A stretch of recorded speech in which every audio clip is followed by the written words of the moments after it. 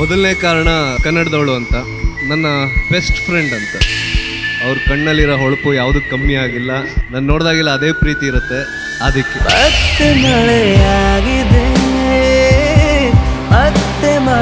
ಇಷ್ಟೆಲ್ಲ ಆದ್ಮೇಲೂ ಇವಳು ಯಾಕ್ರಿ ಅವನನ್ನ ಅಷ್ಟು ಹಚ್ಕೋಬೇಕು?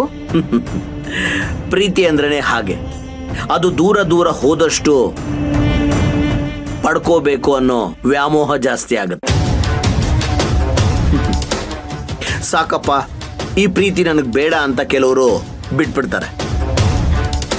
ಆದರೆ ನನ್ನ ಮಗಳು ಹಾಗಲ್ಲ, ತಾನು ಬಯಸಿದ್ದನ್ನ ಪಡ್ಕೊಳ್ಳೇಬೇಕು ಅಂತ ಹಠ ಹಿಡ್ದಿದ್ದಾಳೆ. ಎಲ್ಲ ಮನೆಯಲ್ಲೂ ತಾಯಿಯಂದ್ರು ಮಕ್ಕಳನ್ನ ಹಾಳು ಮಾಡ್ತಾರೆ ಅಂತಾರೆ, ಆದ್ರೆ ನಮ್ಮ ಮನೆಯಲ್ಲಿ ತಂದೆನೇ ಮಗಳನ್ನ ಹಾಳು ಮಾಡ್ತಿದ್ದಾರೆ. ಇದು ನಿಮಗ್ ಸರಿ ಅನಿಸ್ತಿದ್ಯಾ? ನನಗೆ ಸರಿ ಅನ್ಸೋದಲ್ಲ ಮುಖ್ಯ, ನನ್ನ ಮಗಳಿಗೆ ಏನ್ ಸರಿ ಅನ್ಸುತ್ತೆ ಅದು ಮುಖ್ಯ. ಅವಳು ಕೇಳಿದ್ದನ್ನ ತಂದು ಕೊಡೋದು ನನ್ನ ಕರ್ತವ್ಯ. ಹಾಗಾದ್ರೆ ಮತ್ತೆ ರಾಜೇಶ್ವರಿ ಮುಂದೆ ಹೋಗಿ ಕೈ ಕಟ್ಕೊಂಡೋ ಕಾಲಿಗೆ ಬಿದ್ದೋ ನಿಮ್ ಮಗನ್ನ ನನ್ ಮಗಳಿಗೆ ಕೊಡಿ ಅಂತ ಕೇಳ್ತೀರಾ? ನಾನು ಸತ್ರು ಹಾಗೂ ಮಾಡಲ್ಲ. ಅವರಾಗೆ ಬಂದು ನಾವು ನಿಮ್ಮ ಮಗಳನ್ನ ಮದುವೆ ಮಾಡ್ಕೊಳ್ದೇ ಇರೋದು ತಪ್ಪಾಯ್ತು ಅಂತ ಕ್ಷಮೆ ಕೇಳೋ ಹಾಗೆ ಮಾಡ್ತೀನಿ. ನಿಮ್ಮ ಮಗಳನ್ನ ನಮ್ಮ ಮನೆಗೆ ಕಳಿಸ್ಕೊಡಿ ಅಂತ ಬೇಡ್ಕೋಬೇಕು, ಹಾಗೆ ಮಾಡ್ತೀನಿ. ರೀ, ನಿಮ್ ಮಗಳು ಮಾತ್ರ ಹಗಲ್ ಕನ್ಸ್ ಕಾಣ್ತಾಳೆ ಅನ್ಕೊಂಡಿದ್ದೆ, ನೀವು ಅವಳ ಜೊತೆನೆ ಸೇರ್ಕೊಂಡಿದ್ದೀರಾ. ಒಟ್ನಲ್ಲಿ ಅಪ್ಪ ಮಗಳ ಮಧ್ಯೆ ನರಳ್ತಾ ಇರೋಳು ನಾನು. ಇದನ್ನೆಲ್ಲ ನೋಡ್ತಿದ್ರೆ ಯಾಕಾದ್ರೂ ಆ ಸಂಬಂಧ ಬೆಳ್ಸಕ್ ಹೋದ್ವು ಅನ್ಸ್ತಿದೆ. ಯಾರಿಗೆ ಯಾವಾಗ ಸಂಬಂಧ ಬೆಸೆಯುತ್ತೋ ಅನ್ನೋ ಗುಟ್ಟು ಯಾರಿಗೂ ಗೊತ್ತಿರಲ್ಲ. ಗೊತ್ತಾದ್ರೆ ಸ್ವಾರಸ್ಯನೇ ಇರಲ್ಲ. ಯೋಚನೆ ಮಾಡಬೇಡ, ನನ್ನ ಮಗಳಿಗೆ ಆ ಮನೆ ಸಂಬಂಧ ಯಾವತ್ತೂ ಗಟ್ಟಿಯಾಗಿದೆ.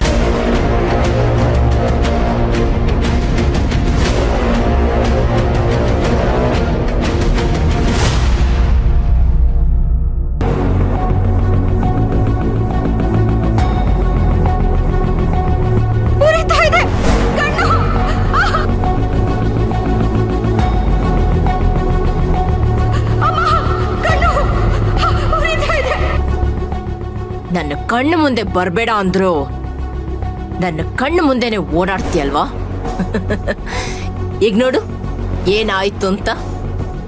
ಇಷ್ಟೇ ಅಲ್ಲ, ನೀನಿನ್ನು ನರಳಾಡ್ತಾನೆ ಇರ್ಬೇಕು, ಆಗ್ಲೇ ನನಗೆ ಖುಷಿ ಆಗೋದು. ಈ ಖುಷಿನ ಯಾರ ಹತ್ರ ಆದ್ರೂ ಹೇಳ್ಕೋಬೇಕಲ್ವಾ?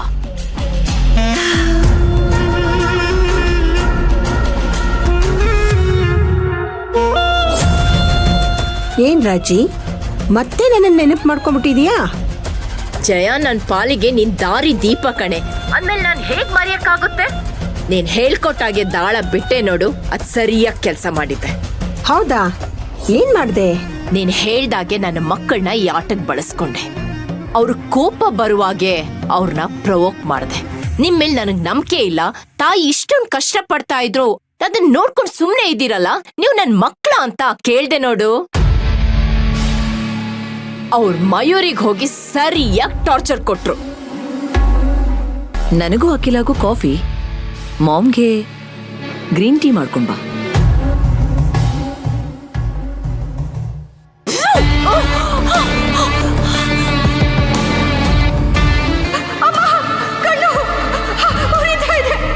ಅವ್ಳು ಒದ್ದಾಡ್ತಾ ಇರೋದ್ ನೋಡ್ತಾ ಇದ್ರೆ ನನ್ಗೆ ಎಷ್ಟೊಂದು ಖುಷಿ ಆಗ್ತಾ ಇದೆ ಗೊತ್ತಾ? ಈ ಕ್ಷಣಕ್ಕೋಸ್ಕರನೇ ನಾನು ಕಾಯ್ತಾ ಇದ್ದೆ. ನೋಡೆ, ಇಷ್ಟಕ್ಕೆ ಎಲ್ಲ ಮುಗೀತು ಅನ್ಕೋಬೇಡ. ಸತ್ಯ ಹರಿಶ್ಚಂದ್ರ ಹತ್ರ ಸುಳ್ಳು ಹೇಳಿಸ್ಬೇಕು ಅಂತ ಅವನನ್ನ ಸ್ಮಶಾನ ಕಾಯೋ ಹಾಗೆ ಮಾಡಿದ್ರು ಅವನು ಸುಳ್ಳು ಹೇಳಲಿಲ್ಲ. ಹಾಗೆ ನೀನು ಬರೀ ಗ್ರೀನ್ ಟೀನ ಅವಳ ಮುಖದ ಮೇಲೆ ಎರ್ಚಿದ್ದಕ್ಕೆ ಅವಳು ಮನೆ ಬಿಟ್ಟು ಹೋಗ್ತಾಳೆ ಅಂತ ನೀನು ಅನ್ಕೊಂಡ್ರೆ ಅದು ನಿನ್ನ ಭ್ರಮೆ. ಹೀಗೆ ಅವಳಿಗೆ ಪೆಟ್ಟು ಮೇಲೆ ಪೆಟ್ಟು ಕೊಡ್ತಾ ಇದ್ರೆ ಆಗ ಅವಳನ್ನ ಮನೆ ಬಿಟ್ಟು ಓಡಿಸೋದಿಕ್ಕೆ ಸಾಧ್ಯ. ಖಂಡಿತ ಓಡಿಸ್ತೀನಿ ಜಯ. ಈಗ ನಾನು ಒಬ್ಳೇ ಇಲ್ಲ, ನನ್ನ ಜೊತೆ ನನ್ನ ಮಕ್ಕಳು ಇದ್ದಾರೆ. ಇಷ್ಟು ದಿನ 2 ಬೆರಳಲ್ಲಿ ಚಿಟಿಕೆ ಹೊಡಿತಾ ಇದೆ, ಈಗ 6 ಕೈಗಳಿಂದ ಚಪ್ಪಾಳೆ ಹೊಡಿತಾ ಇದ್ದೀನಿ. ಅಂದ್ಮೇಲೆ ಅವಳು ಓಡ್ ಹೋಗ್ಲೇಬೇಕಲ್ವಾ? ಖಂಡಿತ ಓಡ್ ಹೋಗ್ತಾಳೆ, ಆದ್ರೆ ಇವತ್ತು ಮಾಡಿರೋದನ್ನ ಇನ್ನೂ ದೊಡ್ಡದಾಗಿ ಮಾಡಬೇಕು. ಮುಖ್ಯವಾಗಿ ಅವಳ ಆತ್ಮಾಭಿಮಾನಕ್ಕೆ ಹೊಡೆತ ಕೊಡಬೇಕು. ಆಗ್ಲೇ ನೋಡು ಅವಳು ಇಲ್ಲಿರಬಾರ್ದು ಅಂತ ಯೋಚನೆ ಮಾಡಕ್ಕೆ ಶುರು ಮಾಡೋದು. ನೀನ್ ಇಷ್ಟು ಹೇಳದ್ಮೇಲೂ ನಾನ್ ಮಾಡ್ದೇ ಇರ್ತೀನ? ನೋಡ್ತಾ ಇರು, ಅವಳು ಒಳಗಡೆ ಇರೋ ಆತ್ಮ ನರಳಿ ನರಳಿ ಸಾಯ್ಬೇಕು. ಹಾಗ್ ಮಾಡ್ತೀನಿ. ನೋಡೆ, ನೀನೇನೇ ಮಾಡಿದ್ರು ಒಂದು ಸಣ್ಣ ಸುಳಿವು ಕೂಡ ನಿನ್ ಗಂಡನಿಗಾಗ್ಲಿ ಮಗನಿಗಾಗ್ಲಿ ಗೊತ್ತಾಗ್ಬಾರ್ದು. ಗೊತ್ತಾದ್ರೆ ಅವಳ ಸಪೋರ್ಟ್ಗೆ ಅವ್ರು ನಿಂತ್ಕೋತಾರೆ. ಆಗ ನಿನಗ್ ಜಪ್ಪಯ್ಯ ಅಂದ್ರು ಅವಳನ್ನ ಅಲ್ಲಿಂದ ಕಳ್ಸಕ್ಕಾಗಲ್ಲ. ಆ ತರ ತಪ್ಪನ್ನ ನಾನ್ ಯಾವತ್ತೂ ಮಾಡಲ್ಲ. ಯಾಕೆಂದ್ರೆ ಇಲ್ಲೆಲ್ಲೂ ನಾನ್ ಕಾಣಿಸ್ಕೊಳ್ಳೋದೇ ಇಲ್ಲ. ಕಾಣಿಸ್ಕೊಳ್ಳೋದು ನನ್ ಮಕ್ಳು ಮಾತ್ರ. ಅವ್ರಿಗೇನಾದ್ರೂ ಆದ್ರೆ ಅವ್ರ ಸಪೋರ್ಟಿಗೆ ನಾನಿದ್ದೀನಲ್ವಾ, ಅಂದ್ಮೇಲೆ ನಾನ್ ಸೇಫ್ ತಾನೇ. ಆದಷ್ಟು ಹೀಗೆ ಸೇಫಾಗಿ ಆಟ ಆಡ್ತಾನೇ ಇರು. ಅವ್ರಿಗೆ ಗುಂಡಿ ತೋಡು. ಅವಳು ಹೋದ್ಮೇಲೆ ನನಗ್ ನೀನು ಪಾರ್ಟಿ ಕೊಡ್ಸು, ಆಯ್ತಾ? ಕೊಡಿಸ್ದೇ ಇರೋದಕ್ಕಾಗುತ್ತಾ? ಆದಷ್ಟು ಬೇಗ ಗುಡ್ ನ್ಯೂಸ್ ಹೇಳ್ತೀನಿ. ಓಕೆ, ಬಾಯ್ ದೆನ್. ಬಾಯ್.